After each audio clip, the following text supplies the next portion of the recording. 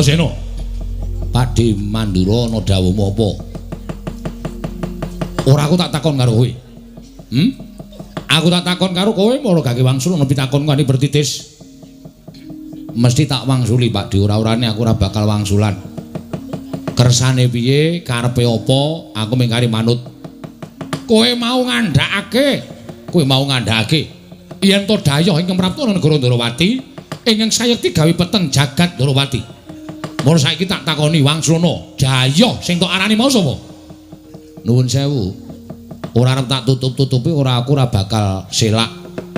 Saiki tak nyuwun prisa karo Pakde, jejere Pakde ning negara Ndarawati kuwi dadi apa? Lho, aku dadi kadange Werda Prabu Ndarawati. Wis kabeh wis ngerti. Nek sampeyan kuwi kadange tuwa ireng ing Ndarawati. Statusmu rawuh ning Ndarawati ki apa? Sepatune sapa? Status. Walah. Tegese jejermu minangka ning Ndarawati ki lenggahe dadi apa? Lho, aku dayoh. Lah. Mesine Pakde wis krasa nek dayoh ning negara Ndarawati iki dadi pepeteng. Terus aku tak takon karo kowe. Apa aku gawe geger, apa aku gawe kisruh, apa aku gawe rame? Ora gawe geger, ora gawe kisruh, ora gawe rame. Ning Pakde gawe bingung penggaling Siwa Ndarawati. Mergo Pakde nyilih Sekar Wijayakusuma, ya to? Pakde nyilih Sekar Wijayakusuma, alasanmu tok nggo tamba negara Mandura nggone Ketaman Pegebluk. Negara Mandura iso waliyane Rama Temah Jati, Jati Temah Mulya yen to tinunggon Sekar Cangkok Wijaya Mulya. Mula penggali Pakde Kresna bingung. Arep maringake Sekar Wijayakusuma. Mongko kuwi pusaka nek ora maringake kok sik ngilih kadange Werda. Ya. Terus utusan karo Antasena kon ngrampengi perkara iki. Mula sing gedhe pangapuramu yen to aku ngarani Pakde dadi peteng tumraping negara Ndarawati. Wah, yen ngono tok sumbering perkara. Ora ana njaba adiku dhewe, Yai Prabu Ndarawati. Yen pancen ora entuk ya aja diparingi ngampil, ning ora usah dadak memirang marang kadange tuwa. Terus sirmu, kowe minggir. Perkara iki perkaraku karo perkarane Yai Prabu Ndarawati. Kowe aja melu-melu. Pakde tindak mau aku wis dipasrahi karo Pakde Ndarawati. Antasena, wakmu Mandura ladenana. Aja nganti gawe gerah penggalih wakmu Mandura. Mula nek Pakde arep ketemu karo Siwa Ireng aku sing ora entuk. Lho, ora entuk piye? Aku wis diparingi Purbawasisa. Kowe iki derajate apa? Kowe iki ya mung dayoh ning negara Ndarawati. Lah kok dadi kowe malah balake dayoh? Ora ana jamak lumaring dayoh kok mangsuli dayoh. Nek aku ora entuk Purbawasisaning Siwa Ireng aku ora bakal mangsulan karo Siwa Mandura. Ning gandeng aku entuk Purbawasisaning Kresna, aku peksa wani karo Pakde, balekke Pakde aja nganti ketemu karo Siwa Ireng. Wis ngono wae, saiki niatmu piye? Lho. Lah kok dadi kowe nanting niatku piye? Aku eneno dalan tak ketemu karo Kresna. Nek aku ora entuk, yen ngono kowe wani karo Pakdemu. Wit biyen Antasena iki ora tau wedi karo sapa-sapa. Aku karo wong tuwa ya wani, apa meneh karo bocah sak ngisorku aku wani. Gegaranku mung siji, aku bener. Aku bener karo sapa-sapa aku ora wedi. Aja kok jamak lumrahing titah swantah dewa mudhun wae nek Antasena bener, dasarku bener, aku ora bakal wedi karo sapa-sapa. Lho piye? Yen ngono kowe wani karo Baladewa, sing tak wedeni apa munun sewu lho nek aku kepeksa wani karo Pakde mergo aku entuk Purbawasisaning Siwa Kresna ing Ndarawati. Ora minggas arep Baladewa, pengen nyoba kadidayane Pakdemu. Ayo dijajal Baladewa apa Antasena ning kene sing menang. Yen taker kasekten karo Pakde Mandura. Wah, gandang dene aku. Tak ladeni Pakde ning nuwun sewu lho, Dik.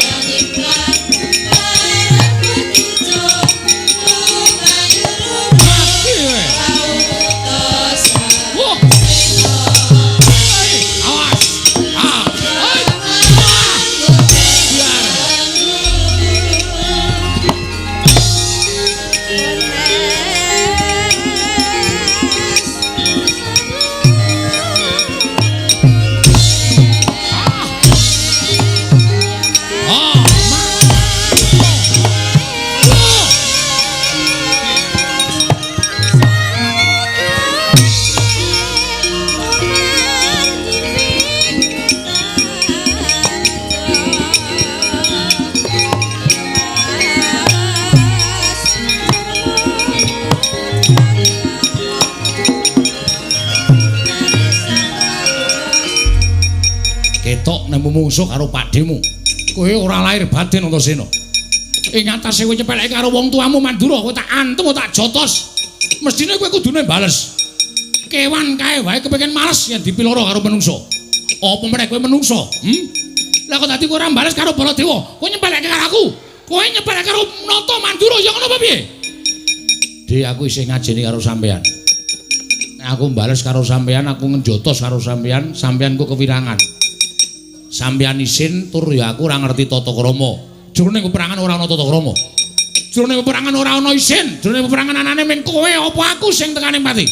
Ayo, nek pancen nyoba karo Baladewa, gage jotosen Baladewa. Nuwun sewu lho, sampeyan sing dawuh. Gage jotosen Baladewa. Nuwun sewu. Waduh, iki malah kesrimpet tang wayange. Nyuwun pangapura, Pakde. Tak nganggo nggon aku dhewe, rusak-rusak ora nempuhke. Ayo jotosen Baladewa. Nuwun sewu, sampeyan sing ngakon. Waduh.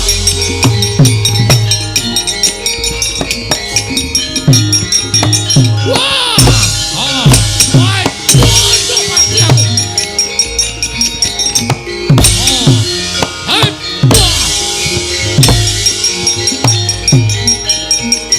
Wah, ikan parat.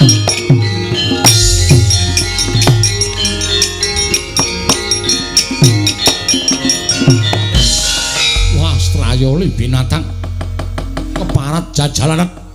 Wah, barang tak dawuh kon bales lha kok mak jelek ning dodok. Upama dudu Baladewa tak kira wis katriwandan ora eling Brawodasena.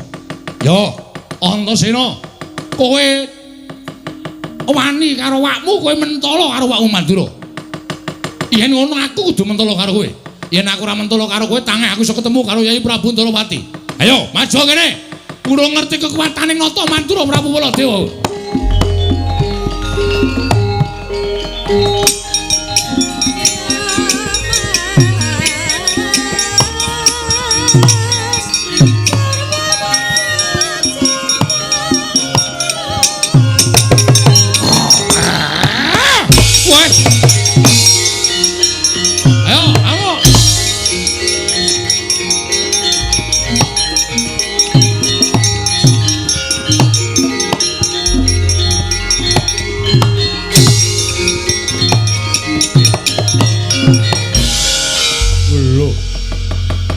Barang aku nenani karo Siwa Mandura dikon males tak wales. Wangune nesu Siwa Mandura. Ning jroning duka karo aku lah kok ngane-anehi temen. Aku lagi teko kok dicokot mongko ngreng kaya buta. Weh lah. Iki nek ora tak tenani jebul bener panggraitane atiku. Aku wis matur karo Siwa Ireng yen saking dadi pepeteng negara Ndorowati kuwi Daya. Daya wujude Siwa Mandura. Wah, syukur malah iso ngerti sapa sing arep gawe wisuna, sapa sing arep gawe geger negara Ndorowati. Pakde, kowe kok nyokot kaya buta. Kowe kuat nampani sungutku. Aku mengguru karo kowe, ning aku njaluk ngapura sadurunge, Pakde.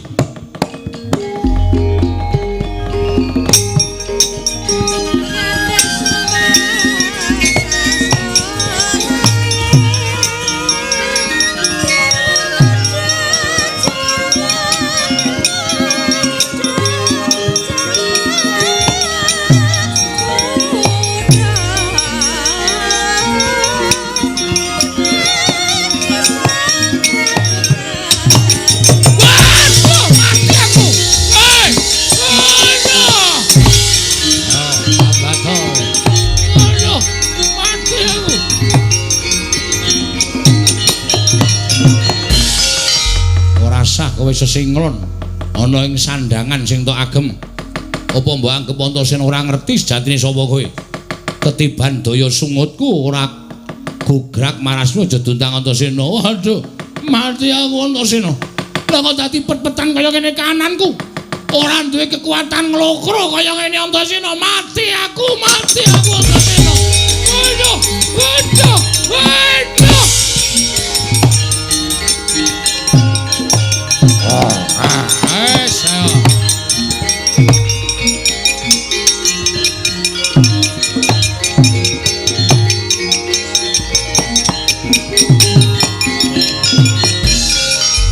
Nuwun pangapunten Raden.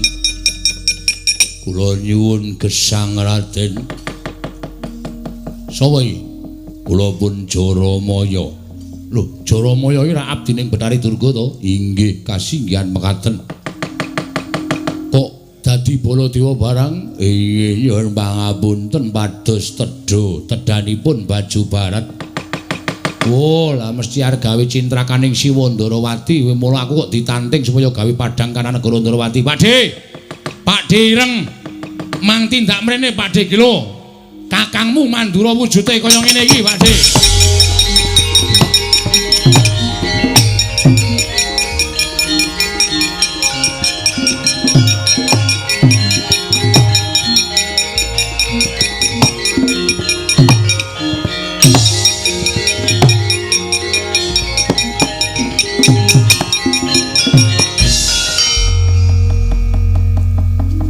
Antasena Jaramaya.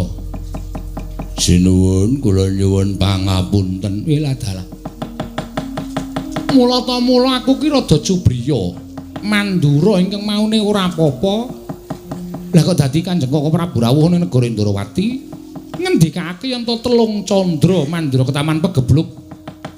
Mongko akeh para kawula ingkang esuk lara sore ketiwasan, sore lara esuk kapralaya. Lah iya.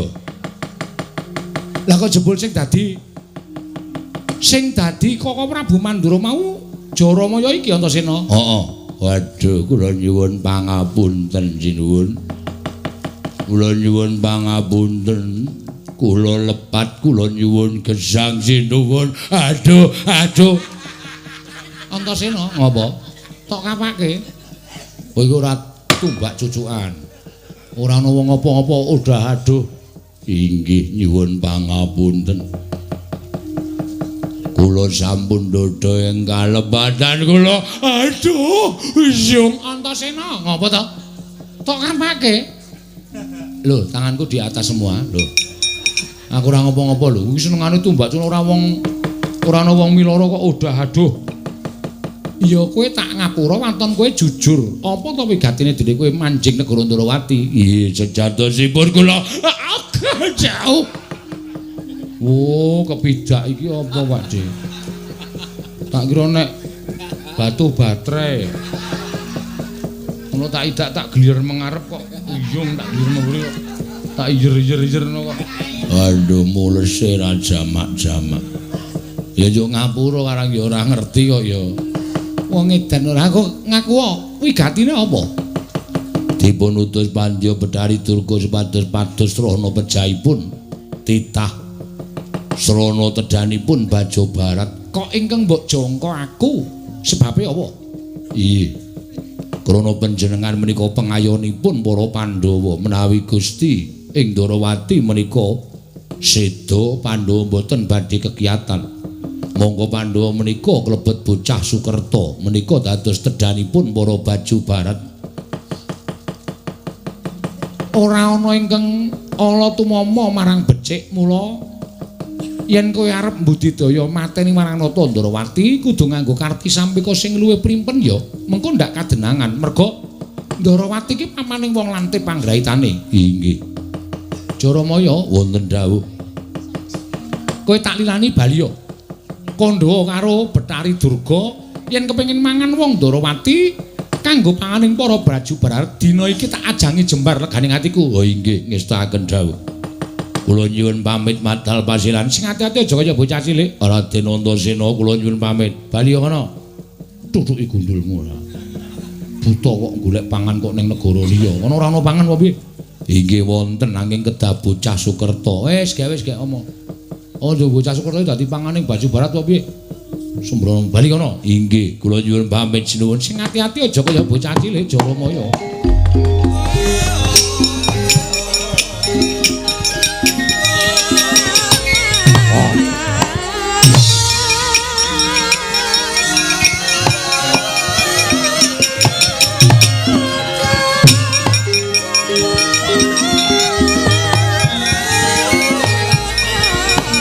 Wisanggeni Maya Wisnu Pratenta Om Bisanggeni Maya Wisnu Pratenta. Om Antasena, piye? Aku ngaturke panuwun ya. Iki Kinarya Pratandha, nadyan kowe iku isih muda nanging lantip panggrahi tamu. Ya, Pakde tiba padha-padha. Nek aja mung tekan semono. Lho, tekan semono piye? Aku mung arep nagih janji. Nagih janji apa? Jare sampean mau paring pangandikan Antasena nek kowe iso madhangke kahanan negara Ndarawati, kowe tak jarwani menyang endi bapakmu. Saiki Ndarawati wis padhang. Ndarawati wis katon padhang, kelilipe wis ilang, ya kuwi wujud Siwa Mandura, sesinglone Jaramaya. Iya. Lah saiki aku tak takon karo kowe. Gandeng aku iso nyingkirake pepeteng kang tumandhane negara Ndarawati, aku nyuwun mriksa bapakku nendi, isih urip apa wis ora ana. Nyuwun mriksa karo Siwa Ireng. Antasena, piye? Yen kowe takon babakan perkara kuwi, aku mesti bakal menehi wangsulan. Nah, marem aku. Iya. Bapakku nendi, Pakde? Lah, ngertenono. Wangsulanku marang kowe cekak aos wae. Yen kowe takon bapakmu menyang endi, aku ora ngerti. Iki sono perkara liya lho iki. Iki aku bar jotosi kakangne iso ngantemi adine, tenan. Kok sampean ngendikake mau aku bakal menehi pituduh karo kowe bapakmu nendi? Lho lah iya, sing jeneng kekuatan menungso kang winates to. Ya ora. Kresna kuwi menungso titis dewa. Arep padha nyebut titis dewa, ning aku ngrasa yen aku ki menungso lumrah. Wondene menungso kuwi kedurungan ina lali salah apes lawan mati. Tur kekuatan menungso kuwi winates ora padha karo para dewa. Mula nadyan aku iki akeh padha nyebutake yen to Kresna kuwi titis Sanghyang Bathara Wisnu. Ning kekuatanku ingkang mapan ning jagat iki ya kekuatan menungso lumrah kaya kowe. Terus, lah ya kuwi mau aku ora ngerti. Wah, piye ya? Kok malah kisruh ya aku. Lah terus sampeyan mbok menehi dalan piye aku tok kon ngopo? Tok kon kepiye takon karo sapa? Lah kowe kepengin takon karo sapa? Turta kowe kuwi ya kurang gawean kok takon karo aku ngono lho. Kusik sampeyan kuwi rak dadi kusiring para Pandhawa to. Pandhawa kuwi kreta kalau jarane, kusire Siwa Ndarawati. Monggo kreta kalau jarane lagi rusak, kusire kok meneng wae ora ndandani kreta karo jarane. Lho, ling golek onderdel angel. Wah, iki suwe-suwe ra macem-macem iki. Aku suwe-suwe nek mangkel iso tak gawe Karang Abang kana negara Ndarawati. Antasena, piye? Kowe iki titah winong wong dening Jawata, kowe iki titah kinasih dening Jawata tur dasare kowe iki ndunggal kewarisan. Dewa sapa sing ora ngayomi karo kowe? Lah kok dadi kowe takon karo Nata Ndarawati, lah nek pancen kowe kepengin ketemu karo bapakmu, kowe bingung le goleki, lah mbok kowe iki munggah ning kayangan. Takon karo para dewa. Ora malah cetha to, ora usah dadak kedoyok kedarang-darang prapta ning negara Ndarawati.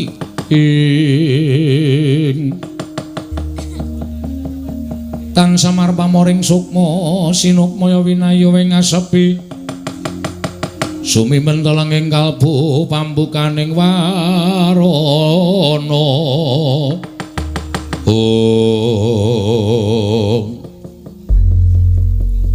Ngono ya, Dik? Iya. Oh iya. Ya nek ngono tak munggah ning kayangan aku. Ya wis kono gek mangkat to. Mengko yen dewa ora ana sing ngerti bapakmu menyang endi, yen perlu kowe kuwi ya aja trima. Dewa iki ngerti marang mubamu sing titah kok dadi ora ngerti karo bapakmu. Yen ngono dewane sing ngapus krama, dewane sing ngapus-apus. Dewa sing ora lantip panggrahitane ora pantes dadi dewa nek cara aku ngono. Terus ngamuk. Oh siap.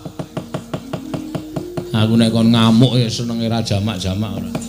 Dadi kok aku nek munggah kayangan Bathara Dewa tak takoni ora ngerti bapakku nendi. Isih urip ya wis tekaning pati, aku ngamuk. Ngamuk kok.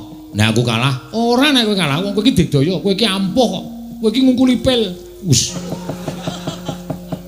Edan Kresna saiki lucu tenan. Mbok mengko kowe melu gara-gara. Hus, nambimu. Wong aku ya mung nirokke Petruk kan sik omong kaya ngono. Aja tak tirokke sampean ki ratu kok nirokke Petruk. Ora. Munggah Antasena njaluk pamit. Dewa tak takoni bapakku ora ngerti lenggahe urip apa mati ora iso ngandhake. Aja takon dosa. Antasena ora bakal wegah yen to mungsuh para dewa. Sing ati-ati ya ngger ya padhe nyuwun pamit. Iya Antasena.